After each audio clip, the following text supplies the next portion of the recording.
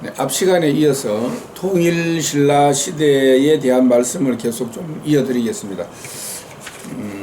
이제 사례로 말씀드렸던 신라 백지묵서 화엄경 변상을 두 번째 시간에 쭉 이제 좀 제가 급하게 빨리 좀 이렇게 서둘러서 시간을 좀 아끼려고 말씀드렸는데, 여기에서 보이는 이런 필지는 아주 탄력적이고 유려하다라고 하는 이야기를 하다가 이제 시간이 잘려서 이번 시간으로 넘어왔습니다. 이런 걸 볼 때에 이걸 그리던 화가들은 비범한 솜씨를 가지고 있었다라고 하는 걸 알 수 있고, 그 수법이 중국의 명화가, 그러니까 우리가 육조시대, 위진남북조 시대에 고개지와 같은 사람이 있었고, 그 다음에 양무제가 수많은 사찰을 지었을 때에 양무제가 너무 아껴했던 화가였던 장성료 이와 같은 사람이 있었죠. 우리가 그 역사적으로 본다라고 하면 양무제가 너무 아꼈던 장성료, 그 다음에 당나라 현종이 그렇게 아껴했던 오도자, 지금 현재 우리가 그리고 있는 불화도상의 거의 모든 부분을 당나라 초기 때에 이 오도자에 의해서 그려졌다라고 하는 사실, 그 다음에 우리로 치면 정조대왕과 김홍도, 그 다음에 이제 상겸스님까지 제가 한번 말씀드린 적이 있는지 모르겠습니다만은 이분들이 가지고 왔었던, 특히나 이 고개지와 같은 사람들은 이미 이제 한 5세기 때에 활동을 했음에도 불구하고 인도의 불전도 그리는 방식을 저 서역으로부터 받아서 자기 작품화하고 있었습니다. 그래서 이 고개지 같은 사람들은 화론에도 밝았던 사람이었고, 그래서 전신론, 그림은 정신을 전하는 것이다. 근데 그 정신을 어떻게 전할 것이냐, 형상으로서 정신을 전한다라고 하는 이 고개지의 화론은 후대까지 많은 영향을 줍니다. 그리고 이 장성료라고 하는 사람도 저 인도 서역의 기법을 받아들여서 좀 사실적이고 음영법이 들어간 그림을 그렸죠. 우리가 달마대사와 양무제의 만남을 많이 이야기하는데, 그때의 이 양무제의 거의 모든 불사의 벽화를 그리고 불화를 그렸던 사람이 바로 이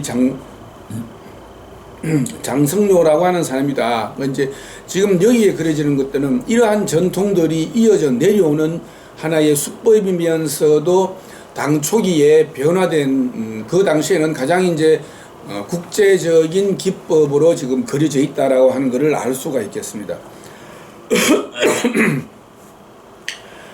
이렇게 이제 요 변상도 같은 경우 우리 8세기 중엽의 불화의 구도 또는 좀상을 표현한 이 도상의 형태, 그 다음에 필선의 사용 등을 그대로 반영하고 있어서 당시의 불화 양식을 잘 대변해 준다라고 이렇게 이야기할 수 있겠습니다. 이런 특징들은 불상과 여러모로 괴를 같이 하는 이상적인 사실 양식의 특징이라고 이야기를 하는데, 이거는 당나라 때의 미술 양식과도 같습니다. 지금 이때는 당대라든지 또는 통일 신라 때도 그림을 그린다라고 하면 우리가 생각하고 있는 현대미술, 서양화, 동양화 이런 의미가 아니라 무조건 불화였습니다.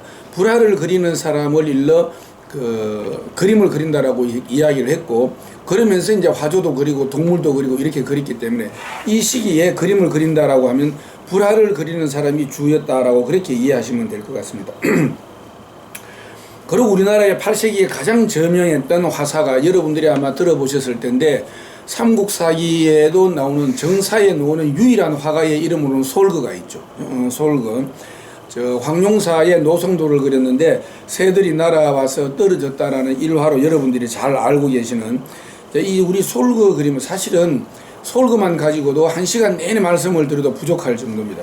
우리가 당나라 때에 서역에서 온 위지파, 그 다음에 당대에서 선묘 위주로 이루어졌던 염시파라고 하는 이 두의 화파가 있었고, 이것을 강한 채색화로 우리가 지금 청록산수다 또는 금백산수다라고 하는데, 이사운 이소도에 의해서 이루어졌던 이러한 그 기법들을 그대로 받아들여서 신라 황룡사 벽화의 그림을 그렸던 사람이 솔거라고 하는 이 사람입니다.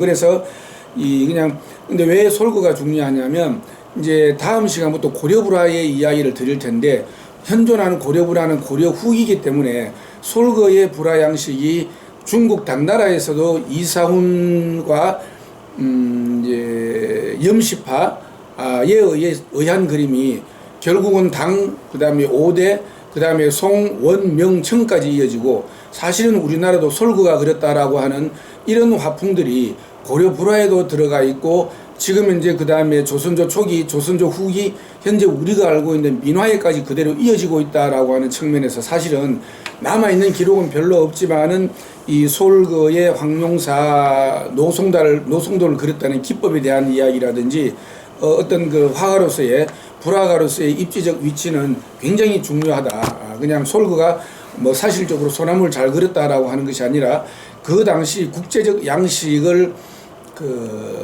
섭렵하고 있었고 그 방식으로 동시대에 석굴암 같은 어마어마한 정말 세계 최고의 미술품을 그려냈던 통일신라 때 불국사와 같이 도량을 만다라적으로 그렸던 이런 시기에 미술적으로 그거를 그 시대의 격을 같이 맞추어냈던 사람이 솔그다라고 하는 측면에서 여러분들이 각별히 좀 기억을 해 두시면 통일신라 시대의 미술을 아우르는데 도움이 될 것이다라는 생각이 듭니다.